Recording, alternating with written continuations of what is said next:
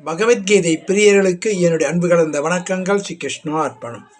ஸ்ரீமத் பகவத்கீதையின் 9வது அத்தியாயம் ராஜவித்ய ராஜகுக்கிய யோகம். இதில் 9வது ஸ்லோகத்தில் பகவான் என்ன சொல்கிறார்னா, தனஞ்சயா, அக்கர்மங்களில் பற்றற்றவனும் உதாசீனை போன்று உட்கார்ந்திருப்பவனுமாகிய என்னை அவைகள் தலைக்க மாட்டா. ஸ்ரீ கிருஷ்ணா அர்ப்பணம்.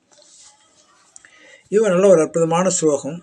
அக்கர்மங்களில் பற்றற்றவன், அதுக்கு நிறைய விஷயங்கள் இருக்குது. இருந்தாலும் நம்மளுக்கு என்ன முக்கியமாக தெரிஞ்சுக்க வேண்டியதுன்னா, வாழ்க்கையில் நமக்கு தீயதை செய்யக்கூடியவங்கள் அதாவது அதை பற்றி நம்ம கவலைப்படாமல் இருக்கணும்னா இதுக்கு என்ன காரணம்னா, அந்த தீமையினால் நமக்கு ஒரு நன்மை உண்டாகும்.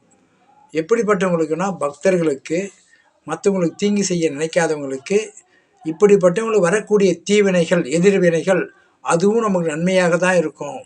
எப்படி ஒரு தங்கத்தை ஹீட் பண்ணி தட்டினா தான் நகையாக கிடைக்குதோ, அது மாதிரி நம்மளை பக்குவப்படுத்துறதுக்காக இறைவன் கஷ்டங்கள் கொடுக்குறார். அதுக்கு பிற்பாடு பார்த்தா பல நன்மைகள் நம்ம ஏற்படும். அந்த கஷ்டத்துக்கு பிற்பாடு பார்த்திங்கன்னா பின்னாடி நம்மளுக்கு ஒரு பெரிய நன்மை ஏற்பட்டிருக்கும். இதெல்லாம் நம்மளை சின்ன வயசுலேருந்து பக்குவப்படுத்திட்டே வரும். நம்ம ஒவ்வொரு வாழ்க்கையில் ஒவ்வொரு கஷ்டத்தை பாருங்கள், அதனால் ஒரு நன்மை ஏற்படும். அது யாருக்கு? மற்றவங்களுக்கு கெடுதல் செய்யாதவங்களுக்கு மட்டும். உதாரணத்துக்கு எடுத்தோம்னாக்கா, ராவணேஸ்வரன் அவன் கெடுதல் செய்கிறான், சரியாத்திக்கு வரான். ஏன்னா அவன் முன்வர வாங்கியிருக்கிறான்.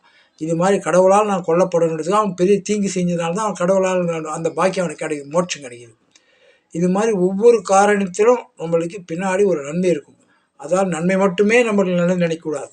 வரக்கூடிய தீமைகளும் நம்மளுக்கு ஒரு பாடமாக அமையும். அதனால் நம்ம மேன்மை அடைவோம், பக்தி அதிகமாகும். அதுதான் அக்கர்மங்களில் பற்றற்றவனும்.